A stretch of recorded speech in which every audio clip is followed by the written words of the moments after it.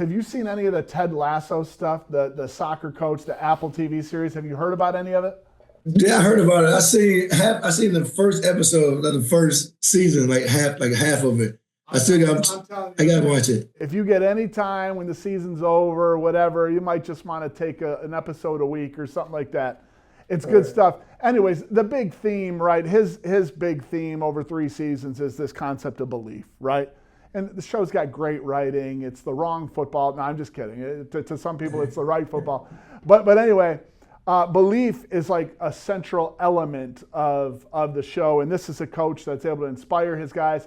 He builds all of his connections through meaningful relationship, knowing somebody as a human and all of that. And that way he's able to kind of dial everybody up. He knows what their buttons are and he's wise and all this.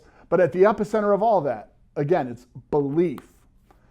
If you could share with us, like from your perspective, your life, and then obviously using your experience as doctor/coach, right? How important of an ingredient is belief in whether or not somebody achieves what they set out to achieve or not? I think belief is probably 90% of it. Have you ever come across guys that you think are kind of have that negative attitude that also have just tremendous amount of belief? You have some guys come here the worst attitude, and they the best thing since sliced bread, and and it's hard. Them the hardest ones to get through because they believe they're better than everybody, and sometimes they are, and then sometimes they're not. But then, so you got once again, you got to build relationships with them, and then talk to them like, man, this is what I see. You have all the ability. Let's work on this. Or if you don't have the ability and they're negative, I just talk to them like, man, this is what we got to work on. Right, so, and I want to clarify what I think I just heard from you. You're saying absolutely yes, we can convert a guy from negative, bad attitude to get him to believe and do the right things. There's a conversion process that happens. You're not saying I can carry a negative, bad attitude and be a guy with the kind of belief and attitude that we want. There like has to be a growth in there. Yes. There has to be a growth. Okay, bring us home. Yeah, awesome. And appreciate you so much, all the wisdom and insight you can give us, Lorenzo. One thing we did talk about, we want to have a little fun, not just be full serious the whole time. So I'm wondering if you can put together, give me your starting 5 all-time roster of Michigan State basketball. My 5-time basketball players? Your Michigan State, who would be your starting 5 all-time? Oh, man. That's funny because you said that yesterday Magic Johnson came to practice. So like I said, grateful. I'm grateful I get a chance to talk to him. But before I talk to y'all, I was walking around the corridor for a mile. I'm looking at all the different pictures in there. I'm like, I'm grateful to have this opportunity to be here, that they be here and I get to be able to talk to y'all as well. Like it's, like you said, when you have gratitude, you have more energy and more gratefulness for all the things you do.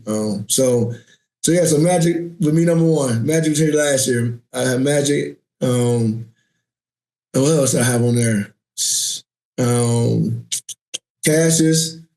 It'd probably be all guards. Cassius, Mateen, Mo Pete, and who else? I'll have Miles Bridges. That's off the top of my head. They're my 5 people. All right, that's a great. That's not a bad roster right there. Might have a little trouble in the paint, but. Oh, Magic 6'9". We all right. Yeah, he can do the 1 and the 5, right? Hey, real quick then, just to go with that, like, so you're rubbing elbows with Magic Johnson. You're around Tom Izzo, every single day. Like, what are just some things you sponge from guys like that have been so effective in doing the things they do for so long?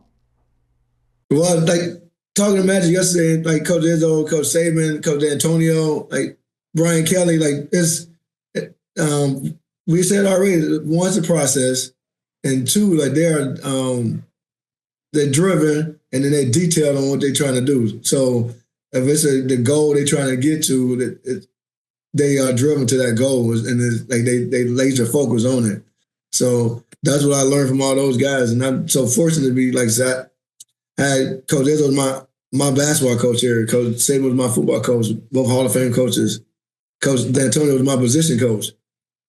And countless numerous GAs and assistants that have been NFL head coaches. Coach Shermer was one of them who recruited me. And then Coach Kelly going to be a Hall of Fame coach. So I've been around a lot of people that know how to do things the right way and know how to do it at a high level. So I just watch them and just emulate and steal everything from them and then try to help out our guys with it.